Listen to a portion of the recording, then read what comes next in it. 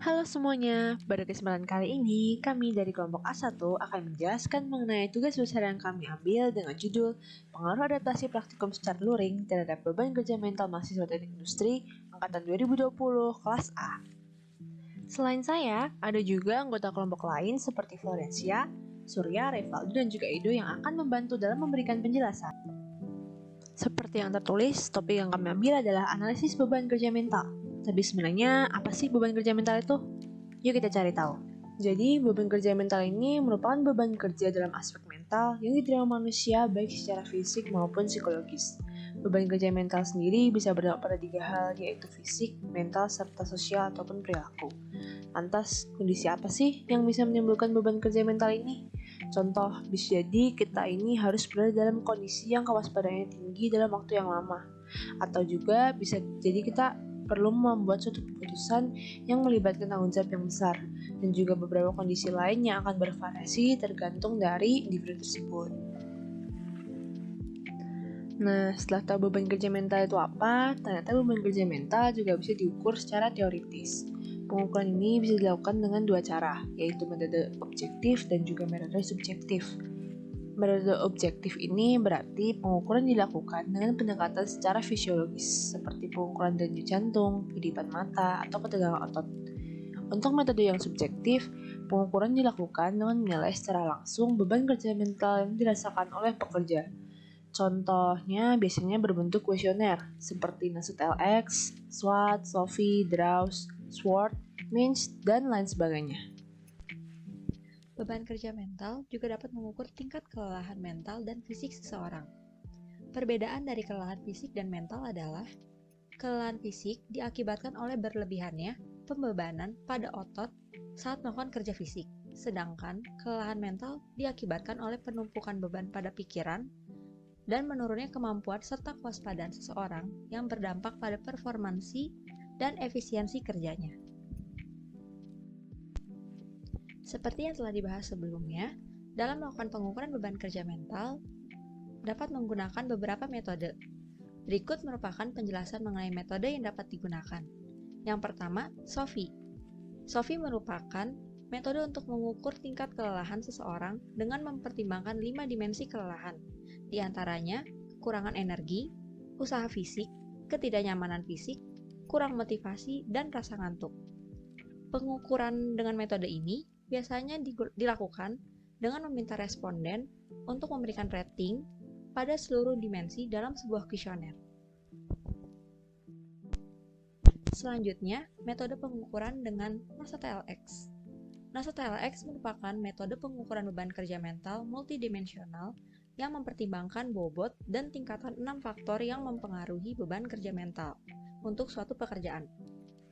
Keenam faktor tersebut diantaranya adalah mental demand, physical demand, temporal demand, effort, frustration level, dan performance.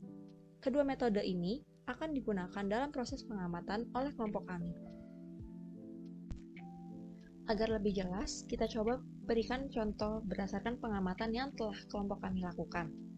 Pengamatan tersebut mengenai pengaruh adaptasi praktikum secara luring terhadap beban kerja mental mahasiswa teknik industri kelas A. Seperti yang kita ketahui bahwa mahasiswa teknik industri Unpar angkatan 2020 telah mengikuti perkuliahan secara daring selama hampir 2 tahun lamanya, dikarenakan pandemi virus COVID-19 yang tidak memungkinkan mahasiswa untuk mengikuti perkuliahan secara langsung di kampus, sehingga tidak adanya interaksi sosial secara langsung. Mengingat pada sekarang ini kegiatan perkuliahan serta praktikum telah dilaksanakan secara luring penuh, maka mahasiswa teknik industri Unpar 2020 perlu beradaptasi dengan kondisi perkuliahan sekarang ini, khususnya praktikum. Mahasiswa teknik industri Unpar 2020 tentunya perlu beradaptasi terkait kegiatan praktikum seperti pengumpulan beberapa laporan yang dilakukan secara langsung, ketentuan absensi serta peraturan praktikum yang lebih ketat, asistensi yang dilakukan secara luring, dan lainnya. Maka dari itu, kami ingin melakukan penelitian lebih lanjut terkait beban kerja mental serta tingkat kelelahan yang dialami oleh mahasiswa teknik industri Unpar 2020 khususnya kelas A. Pengamatan yang kami lakukan adalah mengukur dan menghitung beban kerja mental mahasiswa TI Unpar 2020 kelas A. Selain itu, kami akan menganalisis permasalahan beban kerja mental yang dirasakan selama adaptasi kegiatan praktikum secara luring. Setelah itu, kami akan menginterpretasi hasil nilai beban kerja mental dan memberikan edukasi tambahan terkait beban kerja mental yang dirasakan. Pengambilan data beban kerja mental akan menggunakan beberapa metode. Metode pertama yang kami gunakan adalah metode Shofi dengan bantuan Google Form. Google Form akan berisi pertanyaan-pertanyaan standar dari Shofi yang dimana setiap pertanyaan akan diberikan rating nilai 0 hingga nilai 6. Berikut merupakan contoh pertanyaan yang diajukan oleh metode Shofi. Metode Shofi itu sendiri memiliki beberapa dimensi, mulai dari kekurangan energi, pengaruh terhadap tenaga fisik, ketidaknyamanan fisik, kekurangan motivasi, hingga rasa ngantuk. Metode lain yang kami gunakan untuk mengukur beban kerja mental adalah NASA TLX. Pada metode ini, mahasiswa TI Unpar 2020 kelas A diminta untuk melakukan pairwise comparison dan rating terhadap setiap dimensi NASA TLX. Berdasarkan pairwise comparison akan ditemukan tally untuk setiap dimensi NASA TLX. Tally akan dikalikan dengan rating dan akan menghasilkan total produk.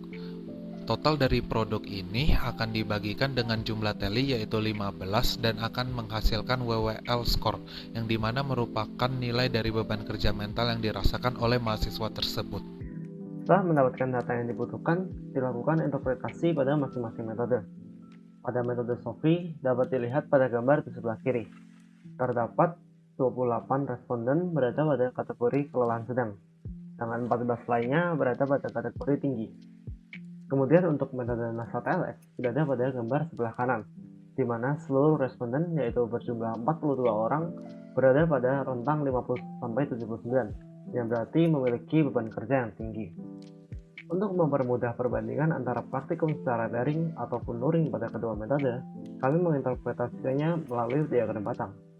Pada metode Shofi, yaitu gambar sebelah kiri, terlihat praktikum secara luring lebih melelahkan, dengan nilai sekitar 1,63, sedangkan praktikum daring berada pada nilai 1,178. Kemudian pada gambar sebelah kanan yaitu metode NASA TLX, beban kerja praktikum secara luring juga lebih tinggi, yaitu berada pada nilai 64,213, sedangkan praktikum daring berada pada nilai 52,194. Kemudian untuk pertanyaan terakhir, kira-kira di dalam praktikum jenis kegiatan apa sih yang paling mempengaruhi tingginya beban kerja mental bagi para mahasiswa TI Unpar kelas A angkatan 2020. Berdasarkan survei yang kami lakukan, 14 dari 42 mahasiswa menjawab kegiatan yang paling mempengaruhi tingginya beban kerja mental adalah tes awal. Diikuti dengan 10 mahasiswa lainnya menjawab kegiatan yang paling mempengaruhi tingginya beban kerja mental adalah pengumpulan data atau pengamatan secara langsung atau luring. Setelah melakukan pengolahan data, kami mengambil beberapa kesimpulan, di mana kesimpulan ini kami ambil berdasarkan dua pertimbangan, yaitu yang pertama, perbandingan beban kerja mental praktikum daring dengan praktikum secara luring. Yang kedua, yaitu jenis kegiatan praktikum luring yang paling mempengaruhi beban kerja mental.